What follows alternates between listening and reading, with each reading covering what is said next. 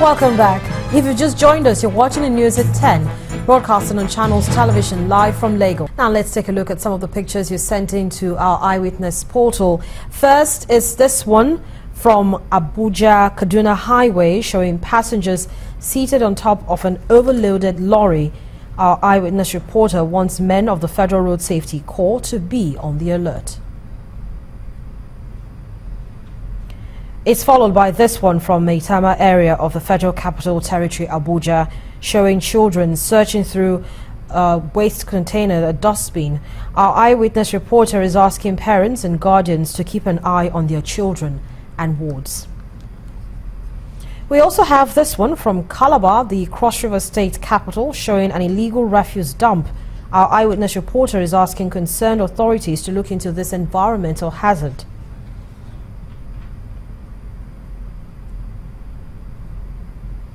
Next is this picture from Ajah area of Lagos State showing a firefighter's vehicle parked closely to a fire. Our eyewitness reporter is asking residents to be careful of inflammable objects. Finally, it's this one from Agege area of Lagos showing passengers sitting on the roof of a train. Our eyewitness reporter is warning passengers against this deadly act. I'd like to thank all our eyewitness reporters for sending in the pictures and encourage you to keep them coming. Organized labor unions plan to partner with anti-graft agencies to probe state governors who are owing workers' salaries despite collecting bailout funds from the federal government. The Nigeria Labour Congress and the Trade Union Congress at a pre-Workers' Day conference in Abuja accused the ruling class of amassing wealth at the expense of the Nigerian worker. They insist on pushing for a new minimum wage of 56,000 naira, even though some states are unable to pay the current national minimum wage of 18,000 naira. It is a pre-rally conference by the leadership of the organized labor unions. The forum provides the leadership of the labor movement opportunity to prepare their members ahead of the May Day rally expected to take place nationwide. First, the deputy president of the NLC, Mr. Peters Adeyemi, renews the workers' call for a new minimum wage.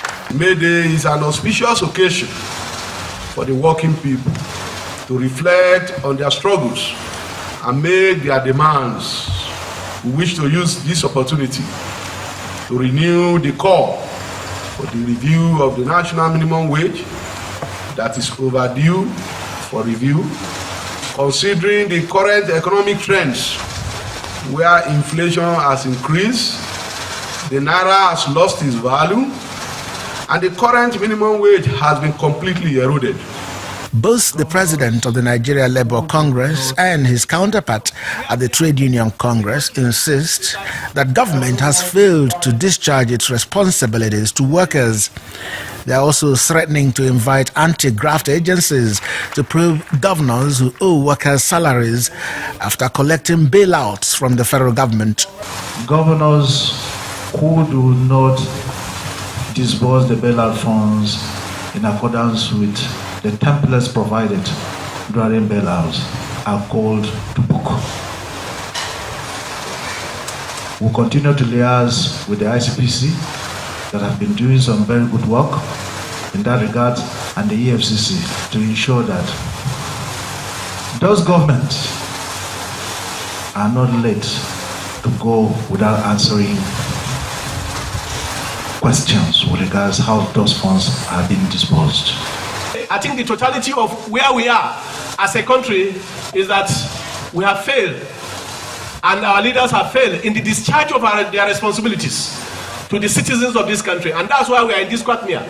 The challenge is so enormous: lack of good governance, high level of corruption, mismanagement, lack of planning, no foresight. Those are the challenges, and therefore we will not expect those issues to change without us leading frontally to engage our political elites. Meanwhile, the guest speaker, Mr. Femi Falana, sends a speech to the conference saying the federal government has no justification not to deliver on its campaign promises to the Nigerian workers. The APC-led government has made it clear that it is unable to fulfill its electoral promises due due to the damage done to the economy by the PDP, there can be no justification for not funding the welfare program promised by the APC. It is therefore suggested that the stolen wealth being recovered should be channeled towards funding of a welfare program for the people.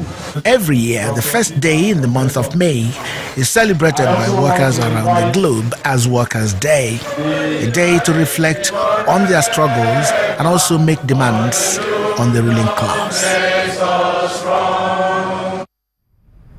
The People's Democratic Party, the PDP, today held ward congresses in states across the country. Report says the event recorded various shades of successes and hitches. In Akwa Ibom State, in Nigeria's south region, party members turned out early but had to wait for electoral materials to arrive. The same scenario played out in Abia State, with only a handful of party members turning out early but had to wait for materials to arrive. In Ogun State, two factions of the party held congresses across the 236 wards of the 20 local government areas. In Abeokuta, the state capital, Shagamu and Ikenne local governments, the process was orderly and peaceful, with officials of the Independent National Electoral Commission and security agents ensuring that the process was hitch-free.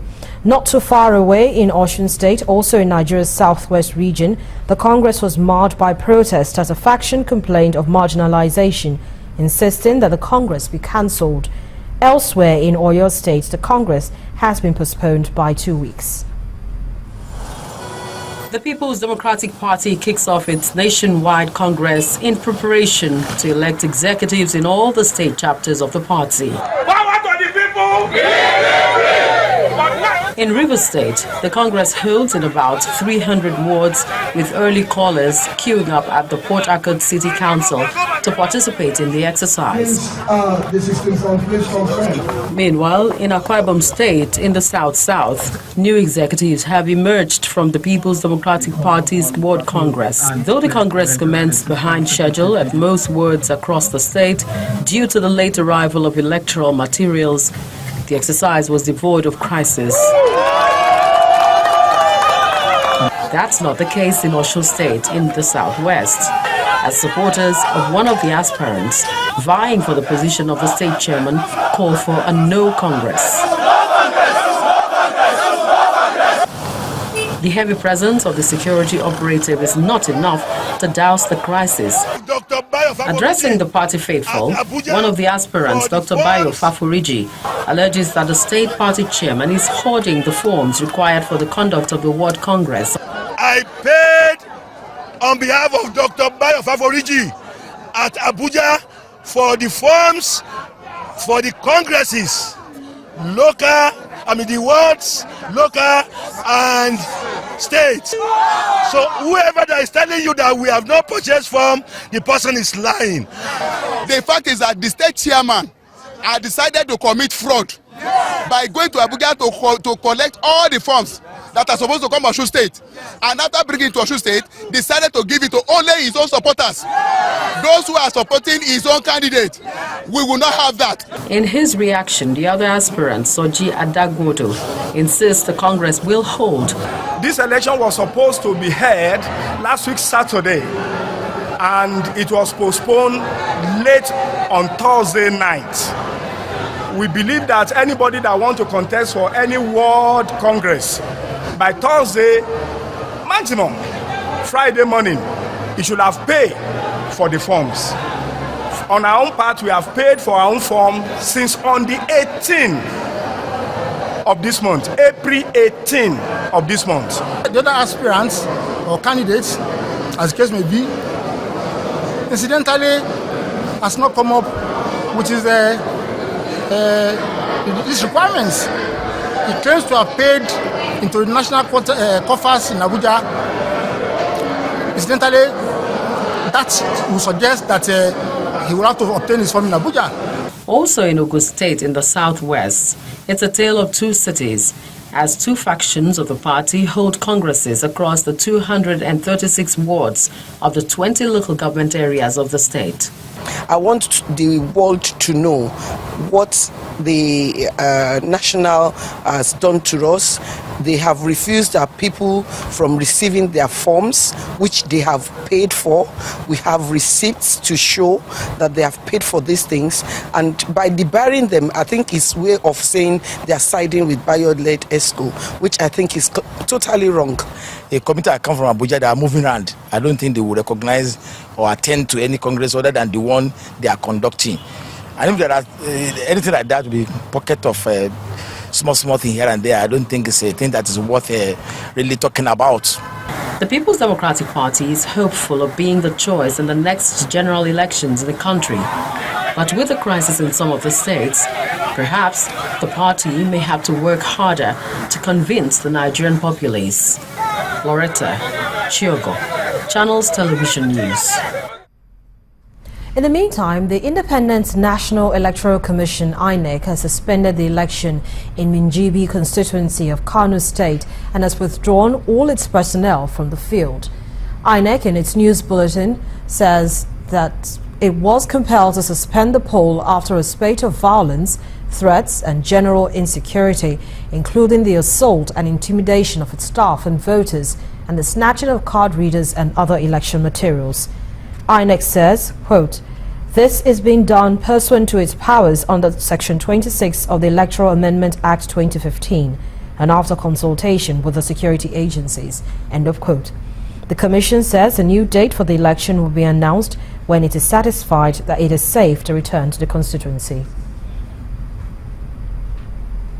The switch over from analog to digital terrestrial broadcasting in Nigeria has begun, with Jos, the Plateau State capital, in the pilot scheme of the federal government digital transmission plans.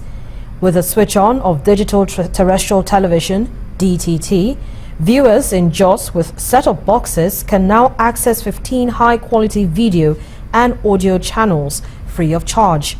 At the ceremony, the Minister of Information and Culture, Alhaji Lai Mohammed, observed that the broadcasting industry at all levels is being changed, as viewers will have better video and sound quality, as well as a variety of television station channels to choose from.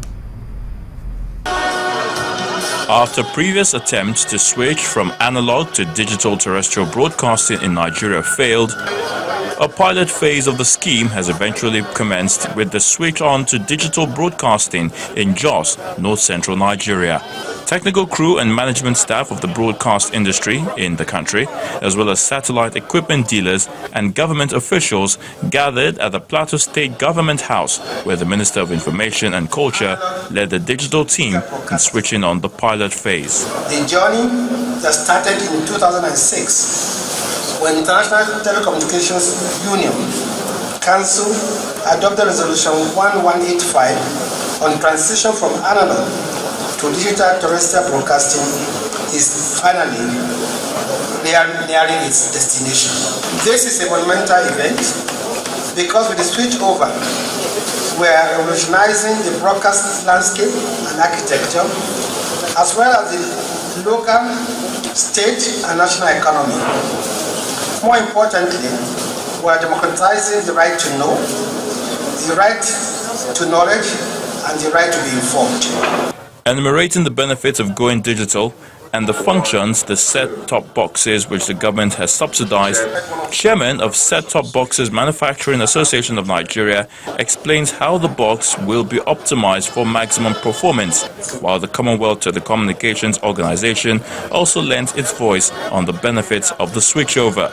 In other regions of the world, such as the Caribbean or Southeast Asia, some people in those regions will experience digital broadcasting after, and I repeat, after most Nigerians. So in a way, Nigeria is significantly ahead compared with many other countries. Good governance is one of our main focal points, and I believe that it's going to add greatly to good governance, because if this project of digitization takes off, I think a lot of more channels will be available to Nigerians to watch.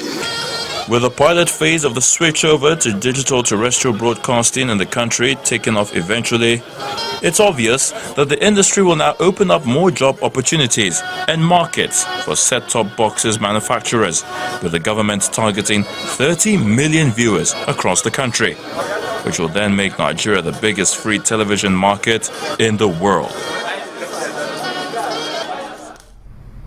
Still ahead on the news at 10, the PPRA hunts for defaulting petrol stations in Abuja, Nigeria's Federal Capital Territory. To join us again.